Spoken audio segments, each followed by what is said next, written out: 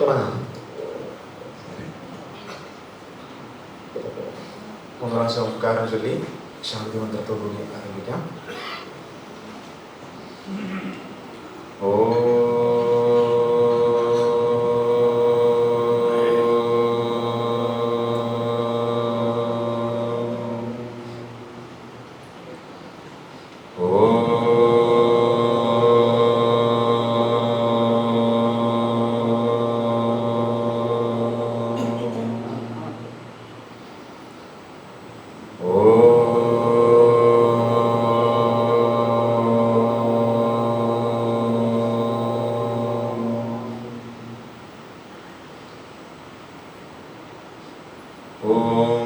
सहनावतु सहनौ भुनक्तु सह वीर्यं करवावहै तेजस्विनावधीतमस्तु मा विद्विषावहै.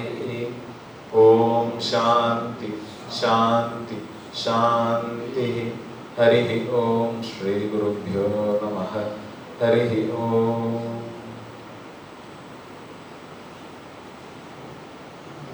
ओम समस्त जन कल्याणे निरतं करुणामयं नमामि चिन्मयं देवं सद्गुरुं ब्रह्मविद्वरं सद्गुरुं ब्रह्मविद्वरम्. मूकं करोति वाचालं पङ्गुं लङ्घयते गिरिं यत्कृपातमहं वन्दे परमानन्दमाधवं परमानन्दमाधवम्.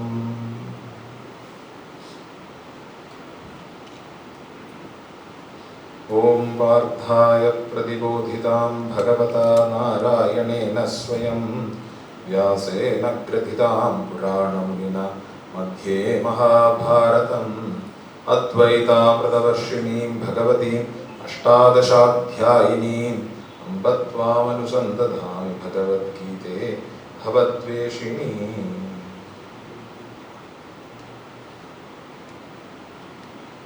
हरि ओम. എല്ലാവർക്കും നമസ്കാരം. വളരെ സന്തോഷം ഇങ്ങനെ ഒരു ക്രൗഡിനെ കിട്ടുന്നത്. കാര്യം നമുക്കിത് സ്ഥിരമല്ല. ഒന്നേലും കൊച്ചുകുട്ടികളായിരിക്കും നമ്മുടെ മുന്നിൽ, അല്ലെങ്കിൽ കൂടുതൽ അമ്മമാരായിരിക്കും. അത് മോശമാണെന്നല്ല, ഇവിടെയാണ് ഞാൻ നോക്കുമ്പോഴത്തേക്കും കൂടുതലും പുരുഷന്മാരാണ്. അപ്പം അത് നല്ലൊരു കാര്യമാണ്. പക്ഷേ മെജോറിറ്റി ലയൺ ഷെയർ പുരുഷന്മാരാണ്. സാധാരണ നമ്മള് ക്ഷേത്രങ്ങളിലെല്ലാം പ്രഭാഷണത്തിൽ പോയി കഴിഞ്ഞാൽ കൂടുതൽ അമ്മമാരാണ്. അതിൻ്റെ ഒരു വ്യത്യാസമുണ്ട്, വ്യത്യസ്തതയുണ്ട്. വളരെ സന്തോഷം. നമ്മള് ഇനിയുള്ള കുറച്ച് സമയം, അപ്പൊ ഞാൻ ചോദിച്ചു എനിക്ക് എത്ര സമയമാണെന്ന് ചോദിച്ചു. എത്ര വേണമെങ്കിലും എടുത്തോളാം പറഞ്ഞു. അങ്ങനത്തെ ഒരു പരിപാടി നമുക്കില്ല, നിങ്ങൾ കറക്റ്റ് സമയം പറഞ്ഞാൽ നമ്മൾ അവിടെ നിർത്തും. അപ്പൊ എൻ്റെ അടുത്ത് പറഞ്ഞു ഇല്ല, ഒരു 45 മിനിറ്റ് ആണ് എന്ന് പറഞ്ഞു. അപ്പൊ അത് കഴിഞ്ഞിട്ട് ഞാൻ ഒന്നുകൂടെ ചോദിച്ചു പറഞ്ഞു 7 മണിക്ക് നിർത്തിക്കോ, എന്നിട്ട് ബാക്കി എന്തെങ്കിലും ഒന്ന് കുറച്ചൊന്ന് ചർച്ച ചെയ്യണമെങ്കിൽ ചർച്ച ചെയ്യാം എന്നുള്ള രീതിയിൽ. അപ്പൊ ഞാൻ 7 മണിക്ക് നിർത്താൻ വേണ്ടി ശ്രമിക്കും. ഓക്കെ, നിൽക്കും, ഇടയ്ക്ക് അവിടെ നിൽക്കും. ഇല്ലെങ്കിലോ ഒരു 7:05 അതിന് മേളിലോട്ട് പോകില്ല, 7:10 അതിന് മേളിലോട്ട് പോകത്തില്ല. ഓക്കെ, 7 മണിയാണ് നമ്മുടെ ലക്ഷ്യം. നേരത്തെ പറയുന്നത് വെച്ചാൽ നീ ഇടയ്ക്കിടയ്ക്ക് നിങ്ങൾ നോക്കണ്ടെന്ന് വാച്ച്, ഞാൻ നോക്കിക്കോളാം. ഇതിൽ നോക്കി, ഞാൻ എന്റെ ഫോണിൽ നോക്കും. ശരി, നമ്മുടെ വിഷയം ഇവിടെ ചർച്ച ചെയ്യുന്നത് ഭഗവത്ഗീതയെ പറ്റിയിട്ടാണ്. ജീവിത വിജയത്തിന് ഭഗവത്ഗീത എന്നുള്ളതാണ്. അപ്പൊ ഞാൻ ഒരു സെറ്റ് ഓഫ് സാധനങ്ങൾ ഞാൻ കൊണ്ടുവന്നിട്ടുണ്ട്. അത് കഴിഞ്ഞ് ഇവിടെ വന്ന് നോക്കിയപ്പോഴാണ് ഒരുവിധപ്പെട്ടവരെല്ലാവരും എന്നെക്കാളും മുതിർന്ന ആൾക്കാരാണ്, വിജയിച്ച ആൾക്കാരാണ്. ഇനി ഇവരോട് ഞാൻ എന്താ പറയണ്ടെന്നുള്ളൊരു ചോദ്യമുണ്ട്. എങ്കിലും ഈ കാര്യം ഏത് തരത്തിലുള്ള, ഏത് തലത്തിലുള്ള, ഏത് തുറയിലുള്ളവരിലേക്കും കൃത്യമായിട്ട് കമ്മ്യൂണിക്കേറ്റ് ചെയ്യാൻ പറ്റുന്നതായിട്ടുള്ള ഒരു കൃതിയാണ്, അല്ലെങ്കിൽ അത്രയും ഡീപ്പായിട്ടുള്ള ഒരു സബ്ജക്റ്റാണ് ഭഗവത്ഗീത കൈകാര്യം ചെയ്യുന്നത് എന്നുള്ളത് കൊണ്ട് തന്നെ നമുക്ക് അതിൽ കൂടെ ഒരുമിച്ച് ചിന്തിച്ചു പോകാം എന്നുള്ളതാണ്. ജീവിത വിജയത്തിന് ഭഗവത്ഗീത. ഇപ്പൊ 3 കാര്യങ്ങളാണ് നമ്മളിവിടെ കൂട്ടിക്കെട്ടിയേക്കുന്നത്. എന്തൊക്കെയാണ്? ഒന്ന് ജീവിതം, വേറൊന്ന് വിജയം, ഒന്ന് ഭഗവത്ഗീത. ഇത് 3 നമ്മൾ നോക്കി കാണണം. അപ്പം ഈ ഒരു ഗ്രൂപ്പിന്, പ്രത്യേകിച്ച് ഇത്രയും പ്രൗഢമായിട്ടുള്ള ഒരു ഗ്രൂപ്പിനോട് എന്താണ് ഭഗവത്ഗീത എന്ന് പറഞ്ഞു തരേണ്ട കാര്യമുണ്ടോ? ഇല്ല. നമ്മളെല്ലാവരും കണ്ടിട്ടുണ്ട് എന്താണ് ഭഗവത്ഗീത എന്നുള്ളത്. എങ്കിലും എന്റെ അടുത്ത വിഷയത്തിലേക്ക് കണക്ട് ചെയ്യേണ്ടത് കാരണം എന്റെ രീതിക്കൊന്ന് ഭഗവത്ഗീത പറയേണ്ടതിന്റെ ആവശ്യകതയുണ്ട്. അപ്പം ഫിലോസഫിക്കലി, ടെക്നിക്കലി നമ്മൾ ഭഗവത്ഗീത എന്താണ് എന്ന് സംസാരിക്കുകയാണെങ്കിൽ ആചാര്യന്മാർ പറയും പ്രസ്ഥാനത്രയത്തിൽ ഒന്നാണ് ഭഗവത്ഗീത എന്ന് പറയും. പ്രസ്ഥാനത്രയത്തിൽ ഒന്നാണ്. എന്താണ്? അടിസ്ഥാന ഗ്രന്ഥങ്ങളിൽ ഒന്നാണ്. പ്രത്യേകിച്ച് വേദാന്തത്തിൽ പ്രസ്ഥാനത്രയം എന്ന് പറഞ്ഞാൽ, ത്രയം എന്ന് കേൾക്കുമ്പോൾ തന്നെ നമുക്ക് മൂന്നാന്നറിയാം. അതിൽ എന്തൊക്കെയാണ്? ഉപനിഷത്തുണ്ട്, ഭഗവത്ഗീതയുണ്ട്, ബ്രഹ്മസൂത്രമുണ്ട്. അതിലൊന്നാണ് ഭഗവത്ഗീത എന്ന് നമുക്കറിയാം. അപ്പം ഈ പ്രസ്ഥാനത്രയം എന്തൊക്കെയാണെന്ന് ചോദിക്കുമ്പോഴാണ് ഉപനിഷത്ത്, ബ്രഹ്മസൂത്രം, ഭഗവത്ഗീത എന്ന് പറയുക. എന്താണെന്ന് ചോദിച്ചാൽ പ്രസ്ഥാനത്രയം എന്താണ്? നമ്മളെ ഓരോരുത്തരെയും നമ്മുടെ ലക്ഷ്യത്തിലേക്ക് എത്തിക്കുകയാണ് പ്രസ്ഥാനം ചെയ്യുക എന്നാണ് ഈ പ്രസ്ഥാനത്രയം. പ്രസ്ഥാനം എന്ന് പറയുന്ന വാക്കിന്റെ അർത്ഥം തന്നെ അതാണ്, പ്രസ്ഥീയതയെ അറിയാൻ. എന്താണോ നമ്മളെ അവിടെ എത്തിക്കുന്നത്, that which takes you there, അതാണ് പ്രസ്ഥാനം. ഓക്കെ, അപ്പൊ എവിടെ എത്തിക്കുന്നത്? നമ്മുടെ ലക്ഷ്യത്തിൽ എത്തിക്കുന്നതാണ്, അല്ലെങ്കിൽ നമ്മളെ ഓരോരുത്തരെയും നമ്മുടെ ലക്ഷ്യത്തിലേക്ക് എത്തിക്കുകയാണത് ഈ പ്രസ്ഥാനത്രയം ചെയ്യുക. ഭഗവത്ഗീതയും അത് തന്നെയാണ് ചെയ്യുക. ഉടനെ ഭഗവത്ഗീത എന്താണ് ചോദിക്കുന്നതിനേക്കാൾ ഉപരി നമ്മുടെ ലക്ഷ്യത്തിൽ എത്തിക്കുക, ലക്ഷ്യത്തിലേക്ക് പോകുക എന്നെല്ലാം പറയുന്ന സമയത്ത് ചോദ്യം വരും, എന്താണ് ലക്ഷ്യം എന്നുള്ള ചോദ്യം വരും. ഓക്കെ, അപ്പം ഇവിടെ സൂചിപ്പിച്ച പോലെ തന്നെ സ്വാമിജി ഒരു ആധ്യാത്മിക പ്രഭാഷണം നടത്തും. അപ്പൊ എല്ലാവരും പ്രിപ്പയർ ആയി ഇതിന്, ആധ്യാത്മിക പ്രഭാഷണത്തിന്. അപ്പൊ ആധ്യാത്മിക പ്രഭാഷണം കേൾക്കുന്ന ഗ്രൂപ്പില് എന്താണ് ലക്ഷ്യം എന്ന് ചോദിച്ചു കഴിഞ്ഞാൽ നമ്മൾ കൃത്യമായിട്ട്, പ്രത്യേകിച്ച് വേദാന്തം കേൾക്കുന്നവരാണെങ്കിൽ അവർ പറയും മോക്ഷമാണ് നമ്മുടെ ലക്ഷ്യം എന്ന് പറയും. ഓ, സ്വാമി സ്ഥിരം ടോപ്പിക്കിലേക്ക് വന്നു, എന്താണ്? മോക്ഷമാണ്. നമ്മൾ മോക്ഷം എന്നുള്ള കട്ടി വാക്കുകളോ അല്ലെങ്കിൽ ജീവൻ മുക്തി അല്ലെങ്കിൽ ക്രമമുക്തി, വിദേഹമുക്തി ഇത്യാദി ടെക്നിക്കൽ ടൈമിലേക്കൊന്നും പോകുന്നില്ല. സാധാരണ രീതിയിൽ എന്തായി മോക്ഷം എന്നതുകൊണ്ട് ആചാര്യന്മാർ ഉദ്ദേശിക്കുക എന്ന് പറയാം. കാര്യം അതിലേക്കാണ് നമുക്ക് എത്തേണ്ടത്. സന്തോഷത്തോടുകൂടി ഇരിക്കുക, സമാധാനത്തോടുകൂടി ഇരിക്കുക. എങ്ങനെ? വേറെ ഒന്നിന്റെയും ആവശ്യമില്ലാതെയും നമുക്ക് സന്തോഷത്തോടുകൂടി ഇരിക്കാം. ഈ സന്തോഷം എന്ന് പറയുന്നത്, ഞാൻ വാക്ക് പറയുന്ന സമയത്ത് സ്കോളേഴ്സ് ആയിട്ടുള്ള അല്ലെങ്കിൽ മുതിർന്ന ആചാര്യന്മാര് ചിലപ്പോൾ വഴക്ക് പറയാൻ കാര്യമുണ്ട്. കാര്യം എന്താ വെച്ചാൽ സന്തോഷം നമ്മളെ ചിലപ്പോൾ തെറ്റിദ്ധരിക്കും. കാര്യം എന്താ? സന്തോഷം എന്ന് പറയുമ്പോൾ എനിക്ക് എന്തെങ്കിലും കിട്ടുമ്പോൾ വേറെ എന്തെങ്കിലും ഒരു കാര്യമായിരിക്കും എന്റെ സന്തോഷത്തിന്റെ ആലംബനം. ഈ സന്തോഷം ഞാൻ ഉദ്ദേശിക്കുന്നത് ആനന്ദം എന്ന് തന്നെയാണ്. പക്ഷെ എങ്കിൽ കൂടെ എന്താണ് സന്തോഷം എന്ന് പറയാൻ, മനസ്സിലാക്കാൻ, നമുക്ക് പറയാനും മനസ്സിലാക്കാനുള്ള എളുപ്പത്തിന് വേണ്ടിയിട്ടാണ്. എങ്ങനത്തെ സന്തോഷമാണ്? വേറെ ഒന്നും ഇല്ല എങ്കിലും എനിക്ക് സന്തോഷത്തോടുകൂടി, തൃപ്തിയോടുകൂടി, ദുഃഖമില്ലാതെ ഇന്നത്തെ പിള്ളേർ പറയുന്ന ചില്ലായിട്ട് ഇരിക്കാൻ പറ്റുക എന്നുള്ളതാണ്. എന്താ മോക്ഷം? മോക്ഷം എന്ന് പറഞ്ഞാൽ വേറെ ഒന്നിന്റെയും ആവശ്യമില്ലാതെ നമ്മള് തൃപ്തിയോടുകൂടി ഇരിക്കുക എന്നുള്ളതാണ്. ഇത് എങ്ങനെ സാധിക്കുള്ളൂ? നമ്മൾ സത്യത്തിൽ പൂർണ്ണനാണ്, ഞാൻ ആരാണെന്ന് കൃത്യമായിട്ട് വ്യക്തമായിട്ട് അറിയുകയും അനുഭവിക്കുകയും ചെയ്യുമ്പോൾ മാത്രമേ നമുക്കിത് പറ്റുള്ളൂ. പറയുമ്പോൾ നമുക്ക് 2 മിനിറ്റിൽ ഇത് പറയാമെങ്കിലും ചിലപ്പോൾ നമ്മുടെ ജീവിതം മുഴുവൻ എടുക്കുന്ന ഒരു പ്രോസസ്സാണ് ഈ ഒരു തലത്തിലേക്ക് എത്തുക എന്നുള്ളത്. അപ്പം നമ്മുടെ ഓരോരുത്തരുടെയും ജീവിത ലക്ഷ്യം എന്താണ്? സന്തോഷത്തോടെ ഇരിക്കുക എന്നുള്ളതാണ്. നമ്മുടെ ഓരോരുത്തരുടെയും ജീവിത ലക്ഷ്യം എന്ന് പറയുന്നത് സന്തോഷത്തോടുകൂടി ഇരിക്കുകയാണ്, ആനന്ദത്തോടു കൂടി ഇരിക്കുകയാണ് എന്നുള്ളതാണ്. ഭഗവത്ഗീത പ്രസ്ഥാനത്രയത്തിൽ ഒന്നായതുകൊണ്ട് തന്നെ ഭഗവത്ഗീത നമുക്ക് ചൂണ്ടിക്കാണിക്കുന്നതും ഇത് തന്നെയാണ്. ഇതിലേക്ക് നമ്മൾ ഇനി വരും. ഇത് വേറൊരു രീതിയിൽ ഭഗവത്ഗീത എന്താണെന്ന് നോക്കിയാൽ, പല രീതിയിൽ നമ്മൾ ഇൻട്രൊഡക്ഷൻ കൊടുക്കും ഭഗവത്ഗീതയ്ക്ക്. ഗീതാ ധ്യാന ശ്ലോകത്തിലെ ആദ്യത്തെ ശ്ലോകം ഞാൻ ഇവിടെ ചൊല്ലിയല്ലോ. അപ്പൊ അതിലെന്തായിരുന്നു? ഓം പാർത്ഥായ പ്രതിബോധിത ഭഗവത നാരായണേന സ്വയം, കഥയൊക്കെ എല്ലാവർക്കും അറിയാം. അപ്പൊ ഇവിടെ ഗീതയിലെ ഗുരു ശ്രീകൃഷ്ണനാണ്, ഭഗവാൻ ശ്രീകൃഷ്ണനാണ്. എന്താ ശ്രീകൃഷ്ണന്റെ പ്രത്യേകത?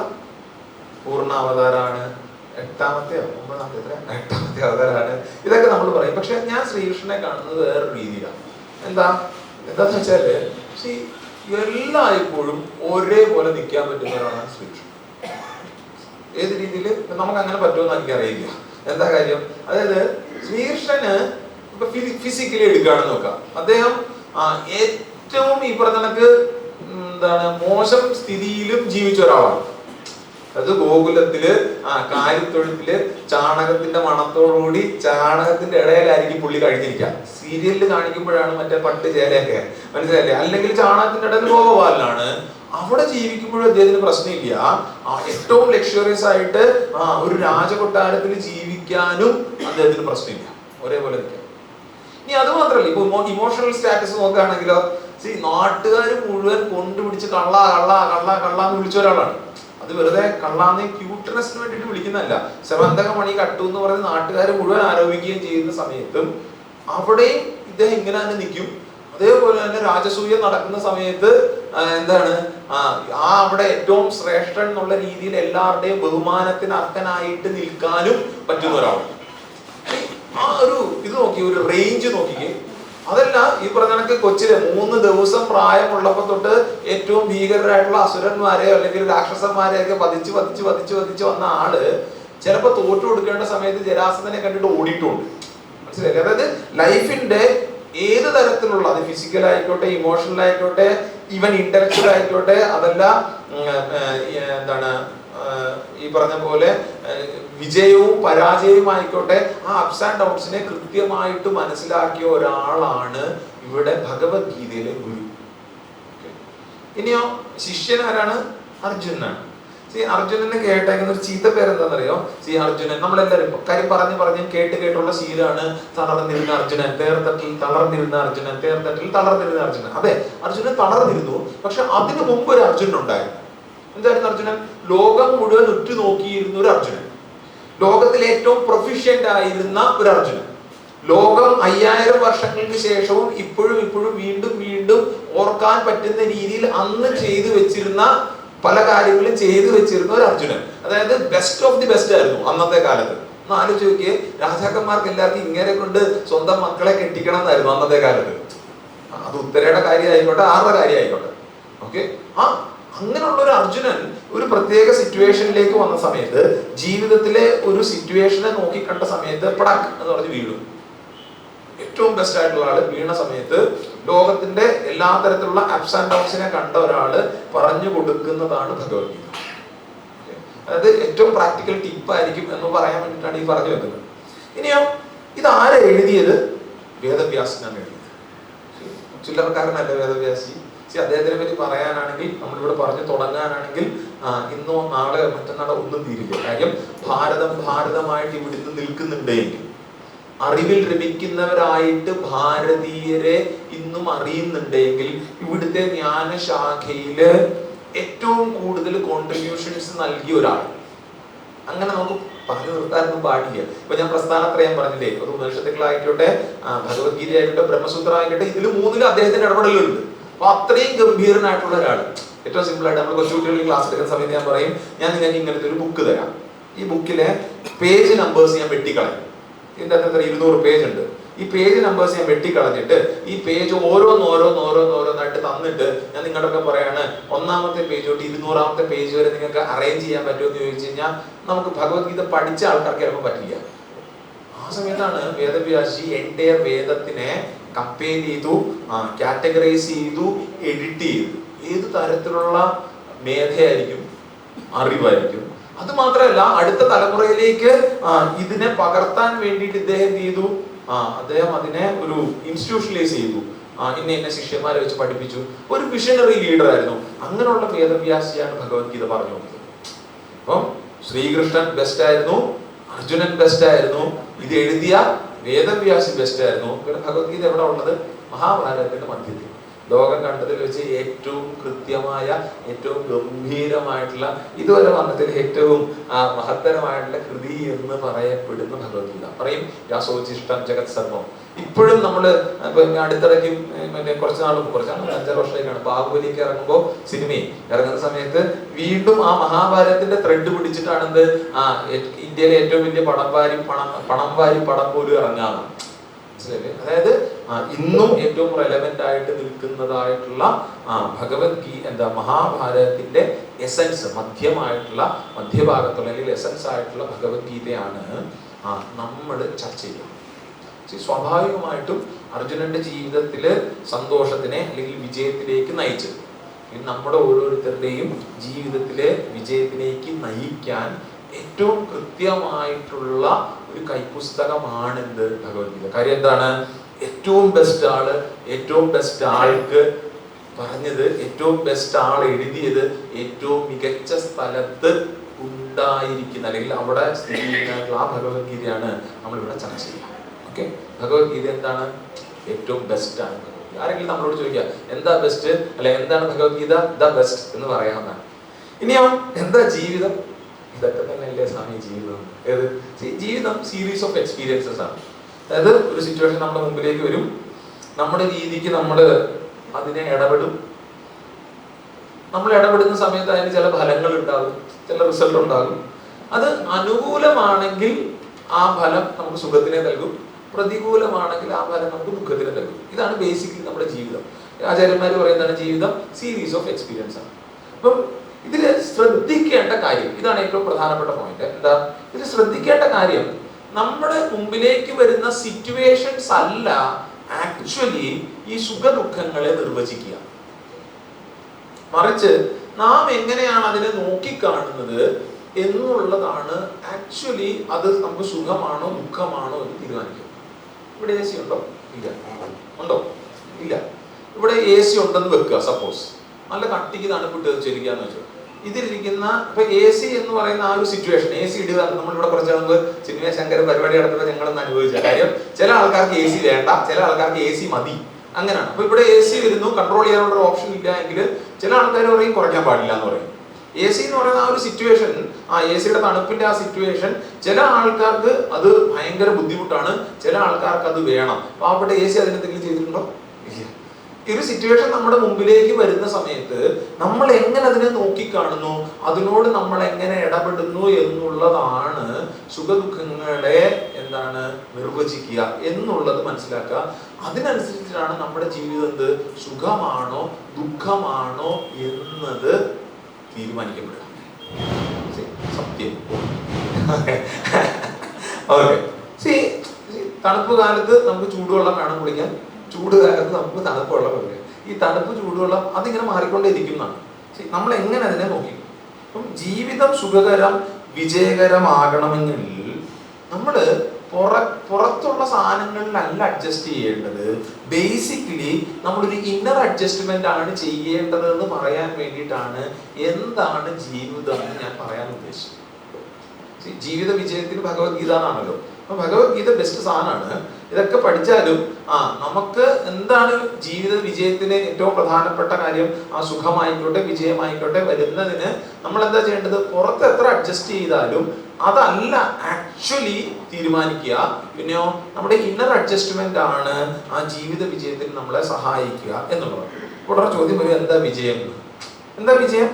ബേസിക്കലി വിജയം എന്ന് പറഞ്ഞാൽ നമ്മൾ വിചാരിച്ചതായിട്ടുള്ള, നമ്മൾ ഡിസൈർ ചെയ്തിട്ടുള്ള ഒരു ഗോള് അല്ലെങ്കിൽ ഒരു ഔട്ട്കം നമ്മൾ വിചാരിച്ച രീതിക്ക് കിട്ടുകയും നമ്മുടെ പർപ്പസിനെ സെർവ് ചെയ്യുകയും ചെയ്യുന്നതിനാണ് നമ്മൾ സാധാരണ രീതിയിൽ വിജയം എന്ന് പറയാം. ഓക്കെ. അപ്പം പലപ്പോഴും നമ്മൾ ഈ വിജയത്തിന്റെ മേളില് വളരെ വളരെ വളരെ വളരെ എന്താണ് തർക്കങ്ങളും ചർച്ചകളൊക്കെ നടക്കാറുണ്ട്. അത് ആഗ്രഹിച്ച ലക്ഷ്യത്തിലെത്തി വിജയമായി എന്ന് പറയും. പക്ഷെ അവിടെ സന്തോഷമില്ലെങ്കിൽ അത് വിജയമാണോ? ആണോ? അല്ലാന്നല്ല നിങ്ങൾ പറയും. അതാണ്, അതൊരു ചർച്ചയുടെ ഡിബേറ്റബിൾ ടോപ്പിക്കാണ്. നമ്മൾ ഞെട്ടിക്കുന്ന വാർത്തയിൽ അത്രയും ഉയർന്നു നിൽക്കുന്ന ഫീൽഡിൽ നിൽക്കുന്ന ആൾക്കാർ ഒരു സുപ്രഭാതത്തിൽ ആത്മഹത്യ ചെയ്യുന്നു. എന്തിന് ഇവരെന്താ ആത്മഹത്യ ചെയ്ത കാര്യം? അവർക്കൊരു സമാധാന സുഖമില്ലായിരുന്നു. നമ്മുടെ കണ്ണിൽ അവർ വിജയിച്ച ആൾക്കാരാണ്. അപ്പൊ എന്താ ആക്ച്വലി വിജയം? സത്യത്തിൽ വിജയം, പ്രത്യേകിച്ച് ആധ്യാത്മികമായിട്ട് കൂടെ നമ്മൾ നോക്കുന്ന സമയത്ത് നമുക്ക് സമാധാനത്തോടുകൂടി സുഖത്തോടു കൂടി നിൽക്കുക എന്നുള്ളതാണ്. അതിന്റെ അർത്ഥം ഒരിക്കലും ഇതെനിക്കൊരു 45 മിനിറ്റിൽ നിർത്തേണ്ട ടോപ്പിക് ആയതുകൊണ്ട് മാത്രമാണ് ഞാൻ ഇത്ര പെട്ടെന്ന് ഇതിലേക്ക് വന്നിരിക്കുക. അതിന്റെ അർത്ഥം നമ്മൾ ലോകത്തിൽ നേടേണ്ടതായിട്ടുള്ളതിനെയൊക്കെ നേടാതിരിക്കലല്ല. വീണ്ടും അതുകൊണ്ടാണ് അർജുനനാണ് ഏറ്റവും കൃത്യമായിട്ടുള്ള ഉദാഹരണം. അർജുനൻ പറഞ്ഞ ഞാനിതൊക്കെ ഉപേക്ഷിച്ചിട്ട് ഹിമാലയത്തിൽ പോയി ഇരുന്നോളാന്ന് പറഞ്ഞപ്പോ ഭഗവാൻ പറഞ്ഞ അത് വേണ്ടാന്ന് പറഞ്ഞു. പിന്നെ എന്താണ്, നീ ഇപ്പൊ ഇവിടെ എന്ത് ചെയ്തു? ജയിച്ചാലും തോറ്റാലും യുദ്ധം ചെയ്യുക എന്നുള്ളതാണ്. അതായിരുന്നല്ലോ അർജുനൻ കൊടുത്ത ഉപദേശം.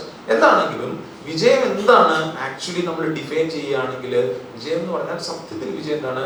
ഞാൻ നേടുന്ന കാര്യങ്ങളിൽ ഞാൻ വിചാരിച്ച കാര്യം നേടിയിട്ട് അതെനിക്ക് ഏറ്റവും സമാധാനത്തോടുകൂടി സുഖമായിട്ട് എനിക്ക് ഇരിക്കാൻ പറ്റുന്നത് തന്നെയാണ് വിജയം. വീണ്ടും ഓർക്കുക, ഈ വിജയം എന്ന് പറയുന്നത് ചിലപ്പോൾ ഒരു ഔട്ടർ അഡ്ജസ്റ്റ്മെന്റ് അല്ല. ആക്ച്വലി സ്പീക്കിംഗ് അതൊരു ഇന്നർ അഡ്ജസ്റ്റ്മെന്റ്. ഈ ഇന്നർ അഡ്ജസ്റ്റ്മെന്റ് ആണ് ഭഗവത്ഗീത നമ്മുടെ മുമ്പിലേക്ക് വെക്കുന്നത്. എങ്ങനെ വെക്കുന്നത്? ഭഗവത്ഗീതയിലെ ഏറ്റവും പ്രധാനപ്പെട്ട ശ്ലോകമായിട്ട് ആചാര്യന്മാർ പറയുന്നതും കാണുന്നതും ഒക്കെ ഭഗവത്ഗീതയിലെ 1ാമത്തെ ശ്ലോകമാണ്. ഏത് ശ്ലോകം? ധർമ്മക്ഷേത്ര കുരുക്ഷേത്ര അല്ല, ഞാൻ പറ്റിച്ചു. കാര്യം എന്താ? നമ്മൾ 1ാമത്തെ ശ്ലോകം എന്താ? ധർമ്മക്ഷേത്രേ കുരുക്ഷേത്രേ എന്താ സമവേദ ഉത്സവം എന്ന് പറഞ്ഞ് ധൃതരാഷ്ട്ര മഹാരാജാവ് പറയുന്നതായിട്ടുള്ള ശ്ലോകത്തിനെ പറ്റി പറയും. പക്ഷെ ഭഗവാന്റെ ആദ്യ ഉപദേശമാണ് പലപ്പോഴും ആചാര്യന്മാർ ഭഗവത്ഗീതയിലെ ആദ്യ ശ്ലോകമായിട്ട് പറയുന്നത്. ഭഗവാന്റെ ആദ്യ ഉപദേശം വീണ്ടും രണ്ടാമത്തെ അധ്യായത്തിലെ രണ്ടാമത്തെ ശ്ലോകമല്ല, കളൈബ്യമാസ്മകപ്പാർത്ത ആ ശ്ലോകമായിട്ടല്ല. പിന്നെയോ അർജുനൻ രണ്ടാമത്തെ അധ്യായത്തില് ശിഷ്യനായിട്ട് സറണ്ടർ ചെയ്തതിന് ശേഷം ഭഗവാനോട് പറയും, ഭഗവാനെ ഞാൻ ധർമ്മസമ്മൂഢ ചേതനാണ്, എനിക്ക് ധർമ്മം എന്താണെന്ന് അറിയത്തില്ല, ഞാൻ സൂപ്പർ കൺഫ്യൂസ്ഡ് ആണ്. ഓക്കെ, ധർമ്മസമ്മൂഢ ചേതനാണ്, സൂപ്പർ കൺഫ്യൂസ്ഡ് ആണ്. എനിക്ക് എന്തിനാണോ ശ്രേയസിനെ തരുന്നത്, എനിക്ക് എന്തിനാണോ വിജയത്തിനെ തരുന്നത്, നീ എനിക്കതിനെ പറഞ്ഞു തരുമെന്നാണ്. ഇങ്ങനെ ചോദിക്കുന്ന അർജുനോട് ഭഗവാൻ കൊടുക്കുന്ന ആദ്യ ഉപദേശം എന്താ? അശോച്യാനന്യശോചസ്ത്വം പ്രജ്ഞാവാദാംശ ഭാഷസേ ഗതാംശൂനകതാംശൂശ്ച നാനുശോചന്തി പണ്ഡിതാഃ. ഭഗവത്ഗീതയുടെ ബീജവാക്യമാണ് എന്നാണ്. ഇതിൽ നിന്നാണ് എന്ത്? ഭഗവത്ഗീത തന്നെ ഉണ്ടായിരിക്കുക. ഭഗവാൻ പറയാണ്, അർജുന, നീ ദുഃഖിക്കാൻ അവകാശമില്ലാത്തവരെ ഓർത്ത് ദുഃഖിക്കുന്നു, എന്നിട്ടോ ബുദ്ധിയുള്ളവരെ പോലെ നീ സംസാരിക്കുകയും ചെയ്യും. യഥാർത്ഥത്തിൽ എന്താണ്? ബുദ്ധിയുള്ളവർ അവര് ജീവിച്ചിരിക്കുന്നവരെ ഓർത്തോ മരിച്ചു പോയവരെ ഓർത്തോ ദുഃഖിക്കാറില്ല. ഇതാണ് ഭഗവാന്റെ ആദ്യ ഉപദേശം. ഫസ്റ്റ് ഉപദേശം ഇതാണ്, ദുഃഖിക്കാൻ അവകാശമില്ലാത്തവരെ ഓർത്ത് നീ ദുഃഖിക്കുന്നു. നമ്മളൊക്കെ ദുഃഖിക്കാറുണ്ടോ? വേണ്ടാത്ത കാര്യത്തിന് തോട്ടി വെച്ച് പിടിക്കും നമ്മള്. ദുഃഖം അതുവഴി പോകുന്ന സാധനത്തിന് നമ്മൾ തോട്ടി കെട്ടി പിടിക്കും. ദുഃഖം എന്ന് പറഞ്ഞാൽ കരച്ചിൽ മാത്രമല്ല കേട്ടോ, ദൈവത്തോട് അങ്ങനെ വിചാരിക്കരുത്. എന്താ? ടെൻഷൻ ആകാം, പേടിയാകാം, വേറൊരാളോട് അസൂയാകാം, ഇതൊക്കെ ഏറ്റവും അവസാനം ദുഃഖത്തിലേക്ക് എത്തുക. മനസ്സിലായില്ലേ? അപ്പം നമ്മൾ പലപ്പോഴും ആവശ്യമില്ലാത്ത കാര്യത്തിനെ തോട്ടി കെട്ടിപ്പിടിച്ച് നമ്മൾ നമ്മുടെ ദുഃഖമാക്കി എടുക്കും. ഭഗവാൻ പറയണ, മോനെ അർജുന, അപ്പോഴും എന്താണ്? നീ ദുഃഖിക്കാൻ അവകാശമില്ലാത്തവരെ ഓർത്ത് ദുഃഖിക്കുന്നു.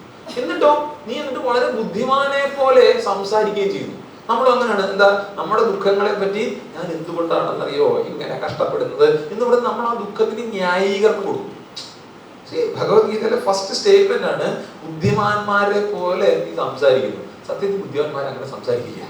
അതിന്റെ അർത്ഥം എന്താ? നീ മണ്ടനാണെന്ന്. അതാണ്, നീ മൂഢനാണ്, പൊട്ടനാണ് എന്നാണ് എന്റെ താല്പര്യം. ഭഗവാൻ പറയാണ്, ബുദ്ധിമാന്മാരെ പോലെ സംസാരിക്കുന്നത്. യഥാർത്ഥത്തിൽ പണ്ഡിതന്മാർ ആരെ ഓർത്തും ദുഃഖിക്കാറില്ല. നമ്മുടെ സ്കൂളിലെ ഇംഗ്ലീഷ് സെക്കൻഡ് പേപ്പറിൻ്റെ അകത്തൊരു ചോദ്യം വരുമായിരുന്നു. ഇത്രയും വലിയൊരു പാരഗ്രാഫ് വന്നിട്ട് പറയും 1/3 സംഗ്രഹിക്കും. അങ്ങനെയല്ല നമ്മൾ എഴുതിയിട്ടില്ല പരീക്ഷ. പണ്ട് നമുക്ക് ഇംഗ്ലീഷ് ഒന്നും വലിയ പിടുത്തമില്ലാത്ത കാരണം 3 എന്ന് പറഞ്ഞാൽ 15 ലൈൻ ആണെങ്കിൽ ഞങ്ങൾ എണ്ണും 1, 2, 3. എന്നിട്ട് 5 ലൈനിൽ ഇതേ സാധനം തന്നെ എഴുതി വെക്കും. അങ്ങനെ ടീച്ചറിന് ഒരു ദേഹം വന്നിട്ട് അവിടെ ഒരു 3 മാർക്ക് ഇട്ട് തരും. അതായിരുന്നു സാധാരണ. നമ്മുടെ സത്യത്തില് ഈ ഒരു ശ്ലോകത്തിനെ ഒന്ന് സമ്മറൈസ് ചെയ്ത് ഒരൊറ്റ വാക്കായിട്ട് പറയുവാണെങ്കിൽ എന്തായിരിക്കും? അർജുന, ദുഃഖിക്കാൻ അവകാശമില്ലാത്തവരെ ഓർത്ത് നീ ദുഃഖിക്കുന്നു, എന്നിട്ടോ ബുദ്ധിമാന്മാരെ പോലെ സംസാരിക്കുകയും ചെയ്യുന്നു.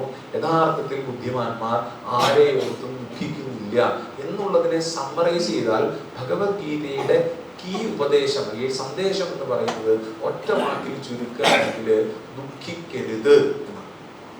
ദുഃഖിക്കരുത്. ഈ ഭഗവത്ഗീത ദുഃഖിക്കരുത് എന്ന് പറഞ്ഞിട്ട് വളരെ ഫിലോസഫിക്കൽ ആയിട്ടുള്ള എന്താണ് ഒരു ഡിസ്കഷനാണ് പിന്നെ ഭഗവാൻ അവിടെ തുടങ്ങാം. എന്തുകൊണ്ട് പണ്ഡിതന്മാർ ദുഃഖിക്കുന്നില്ല എന്ന് പറഞ്ഞിട്ട് ആത്മാവിനെ പറ്റിയൊക്കെ പറയും. പണ്ഡിതർക്ക് അത് അറിയാമെന്നല്ലാണ്. നമ്മൾ അതിലേക്ക് കടക്കുന്നില്ല, അത് നമുക്ക് പിന്നെ എപ്പോഴെങ്കിലും കാണാം.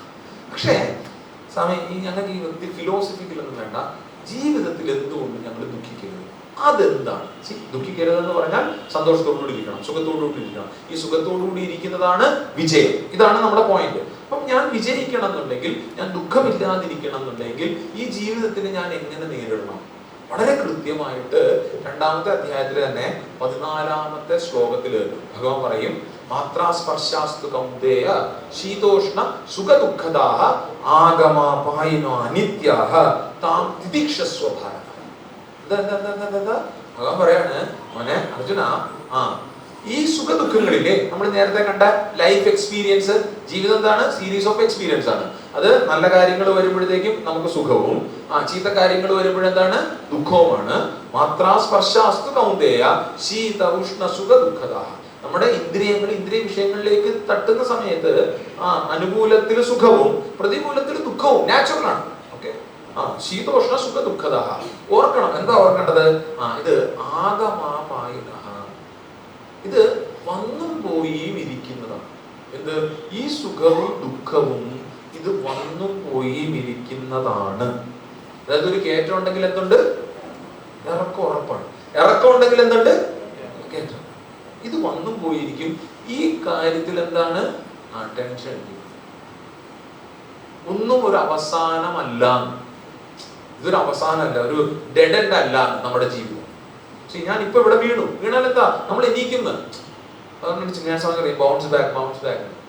നമ്മുടെ ആചാര്യന്മാരെ വെച്ച് ആചാര്യന്മാര് ചെയ്തേക്കുന്ന ഗംഭീര ഉദാഹരണങ്ങളില്ലേ. വാൽമീകി ആയിക്കോട്ടെ, തുളസിദാസി ആയിക്കോട്ടെ, അത് കണക്ക് എത്ര പേരെയാണ് എന്താണ് ഏറ്റവും താഴെ കിടന്ന ആൾക്കാരും പടക്ക് എന്ന് പറഞ്ഞ് പൊങ്ങി ഏറ്റവും മഹാത്മാക്കളായത്. നമ്മൾ ഓർക്കുക, ജീവിതത്തിൽ സുഖദുഃഖങ്ങൾ വരുന്ന സമയത്ത് സുഖം വന്നാൽ ദുഃഖം ഇതിന്റെ പുറകെ ഉണ്ടാകും എന്നുള്ള ഒരു ബോധ്യത്തിലാണ് ഞാൻ നിൽക്കുന്നതെങ്കിൽ ഞാൻ ഞെട്ടൂല. പറയുന്നില്ല, ഇടക്കിടക്ക് ഞെട്ടാൻ എനിക്ക് പറ്റില്ല എന്ന് പറയുന്നത് പോലെ നമ്മളെ ഈ ലോകത്തിന്, ഈ അനുഭവങ്ങൾക്ക് നമ്മളെ ഞെട്ടിക്കാൻ പറ്റില്ല. നമ്മളെ ഞെട്ടിക്കാൻ പറ്റാത്തിടത്തോളം കാലം നമ്മൾ സാമ്യാവസ്ഥയിലായി. മനസ്സിലായില്ലേ? ഈ ലോകത്തിന് നമ്മളെ ഞെട്ടിക്കാൻ പറ്റാത്തിടത്തോളം കാലം നമ്മൾ സാമ്യാവസ്ഥയിലായി. നിങ്ങൾ എല്ലാവരും ഉണ്ടല്ലോ, ഒറ്റയടിക്ക് ഇവിടുന്ന് എഴുന്നേറ്റിട്ട് ഇവിടുന്ന് ഇറങ്ങി പോവാണെന്ന് വെച്ചു. എല്ലാവരും കൂടെ 1 2 3 സ്റ്റാർട്ട് എന്ന് പറയുന്ന സമയത്ത് നിങ്ങൾ എല്ലാവരും കൂടെ ഇവിടുന്ന് എഴുന്നേറ്റ് ഇറങ്ങി പോവാണെന്ന് വെച്ചു. ഞാൻ എന്ത് ചെയ്യും? ഞാനും പതുക്കെ ഇതൊക്കെ വെച്ച് മടക്കിയിട്ട് ഇറങ്ങിപ്പോകും. കാര്യം ഇതിൽ ഞെട്ടണ്ടാന്ന് ഞാൻ തീരുമാനിച്ചിട്ടുണ്ട്. കാര്യം ഇതിന്റെ അപ്പുറത്തെ സിറ്റുവേഷൻ നമ്മൾ കണ്ടിട്ടുണ്ട്. ചില സ്ഥലത്തൊക്കെ പ്രഭാഷണത്തിലൊക്കെ വിളിച്ചു കഴിഞ്ഞാൽ കസാരയോട് സംസാരിക്കേണ്ടി വരും, ആരും കാണില്ല. കഴിഞ്ഞ ദിവസം എനിക്ക് തിരുവനന്തപുരത്തെ അനുഭവം ഉണ്ടായി. ഒരു ഉത്സവത്തിന് ഞാൻ തിരുവനന്തപുരത്ത് ഇപ്പോൾ ജോയിൻ ചെയ്തേ ഉള്ളൂ. അവിടെ ചെന്നപ്പോൾ പറഞ്ഞു, സ്വാമി ആധ്യാത്മിക പ്രഭാഷണോട് വരണമെന്ന് പറഞ്ഞു. ഒരു 3/4 മണിക്കൂർ 1 മണിക്കൂർ ഞാൻ ബൈക്കെല്ലാം ഓടിച്ച് അവിടെ ചെന്നപ്പം ഒരു കുഞ്ഞു പോലും ഇല്ല. അതുമാത്രമല്ല, ഒരു 5 കിലോമീറ്റർ ഒരു മൈക്ക് വെച്ചിട്ടുണ്ട്. ഇവര് പറഞ്ഞു, സ്വാമി സംസാരിച്ചോ, ഇതെല്ലാരും കേട്ടോളൂ പറയുന്നില്ല. അപ്പൊ നിങ്ങൾ ഇവിടുത്തെ എഴുന്നേറ്റ് പോയാലും വളരെ സന്തോഷം, എഴുന്നേറ്റ് പോയില്ലേലും വളരെ സന്തോഷം. ഈ ഇതൊരു സാധനം ഞാൻ നേരത്തെ എക്സ്പെക്ട് ചെയ്തിട്ടുണ്ടല്ലോ. നിങ്ങൾക്ക് എന്നെ ഞെട്ടിക്കാൻ പറ്റില്ല. ദൈവത്തോർക്ക് ആരെയും ഞെട്ടിക്കാനുള്ള പുതിയ ഐറ്റമായിട്ട് വരരുത്.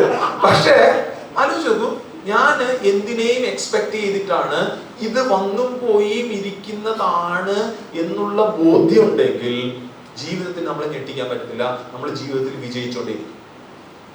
ഭഗവാൻ പറയാണ്, ആഗമാവായന അനിത്യ.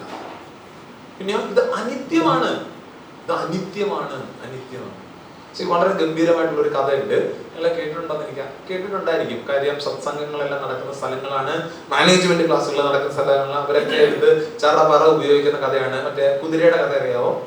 ഒരാൾക്ക് ഒരു ഗ്രാമീണ കുതിരയെ കിട്ടിയ കഥ അറിയാവോ?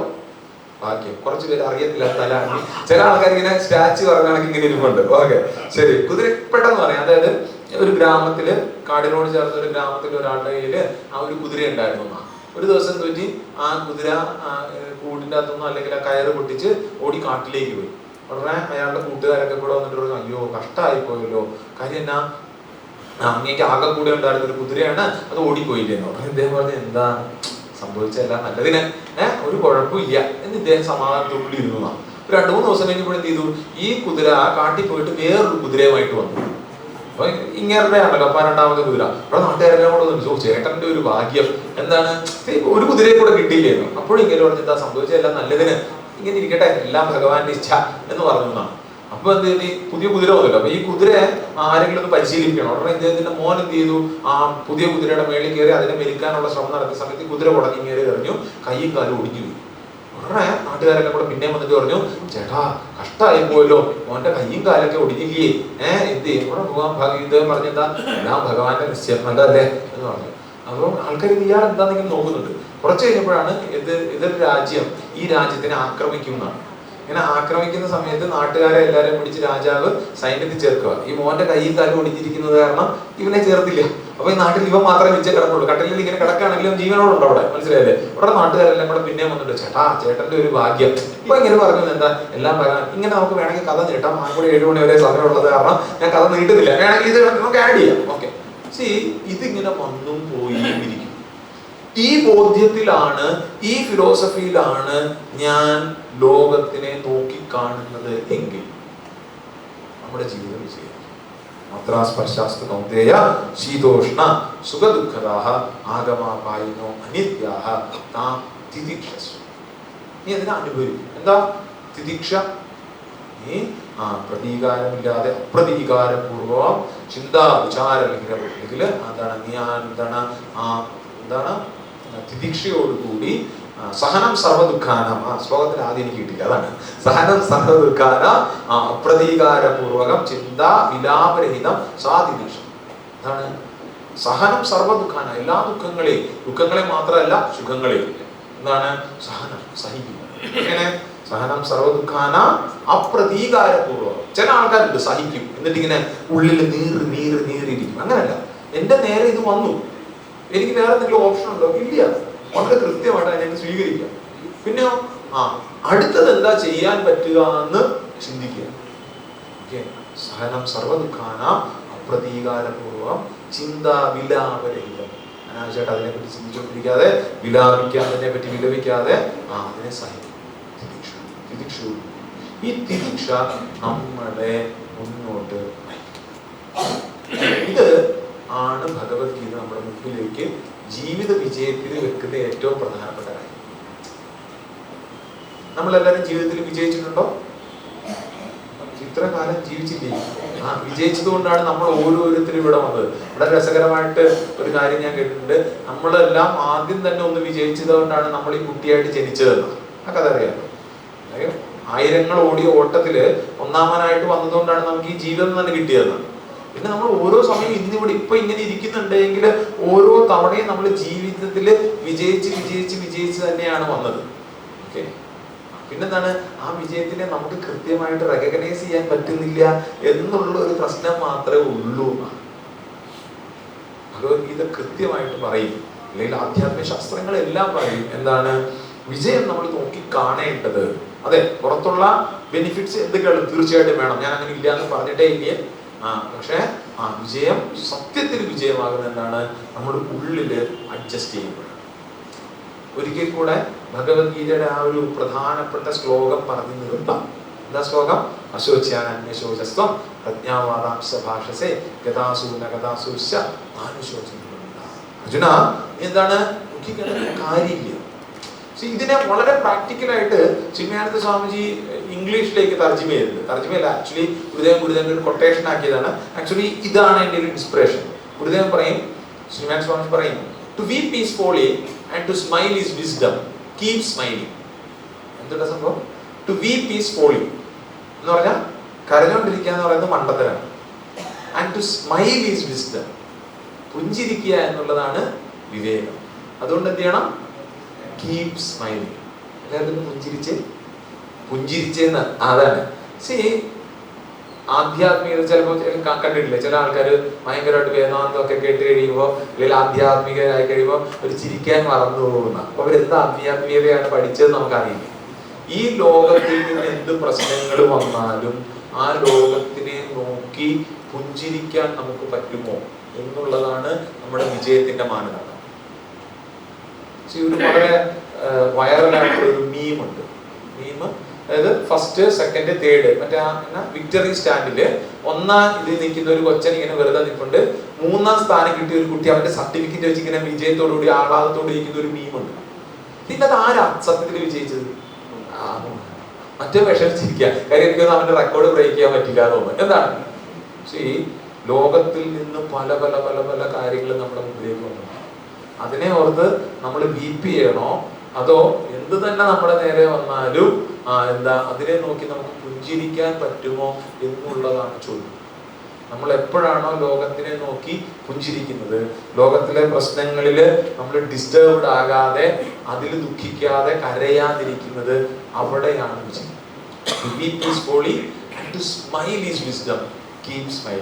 ചിന്മയ വിദ്യാലയത്തിന്റെ എല്ലാം മോട്ടോ ഏതാണ്? Keep smiling. ഇത് വളരെ കൃത്യമാണ്.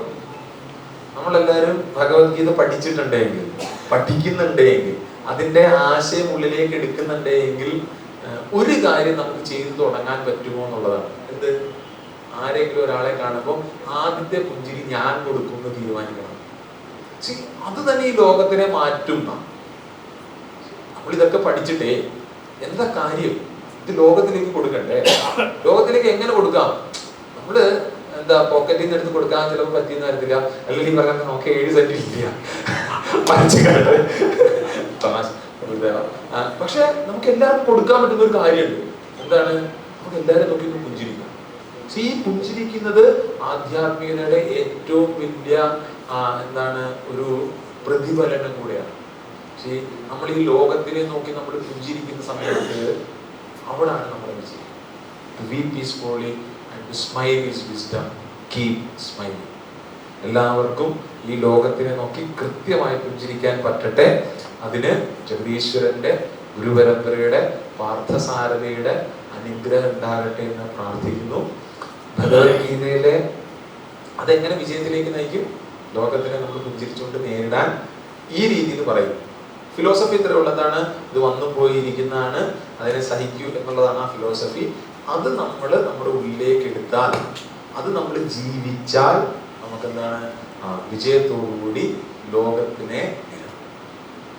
ചിങ്ങാൻ സ്വാമിജി അടുത്ത് ഒരാൾ വന്നിട്ട് പറഞ്ഞതാണ്, സ്വാമിജി ഞാൻ ഭഗവത്ഗീത 3-4 പ്രാവശ്യം വായിച്ചിട്ടുണ്ട്. Swamiji I have gone through Bhagavad Gita many times. Swamiji തിരിച്ചു ചോദിച്ചു, ഭഗവത്ഗീത എത്ര പ്രാവശ്യം നിങ്ങളുടെ ഉള്ളിൽ കൂടെ പോയി? ഭഗവത്ഗീത 700 ശ്ലോകം കാണാതെ പഠിക്കുന്നതോ, അത് ഇങ്ങനെ ചൊല്ലുകയും അല്ല. പിന്നെ നമ്മൾ ഗീത പഠിച്ചിട്ടുണ്ടെങ്കിൽ ആ ഭഗവത്ഗീതയുടെ ആ ഒരു സന്ദേശം നമ്മുടെ ഉള്ളിലേക്ക് എടുത്തിട്ട് നമ്മുടെ ലോകത്തിലേക്ക് അതൊരു പുഞ്ചിരിയായിട്ടെങ്കിലും കൊടുക്കാൻ പറ്റുന്നതാണ് സത്യത്തില് വിജയം. ഒരിക്കൽ കൂടെ എല്ലാവർക്കും ജഗദീശ്വരന്റെയും പാർത്ഥസാരഥിയുടെയും ഗുരുപരമ്പരയുടെ അനുഗ്രഹം ഉണ്ടാകട്ടെ എന്ന് പ്രാർത്ഥിക്കുന്നു.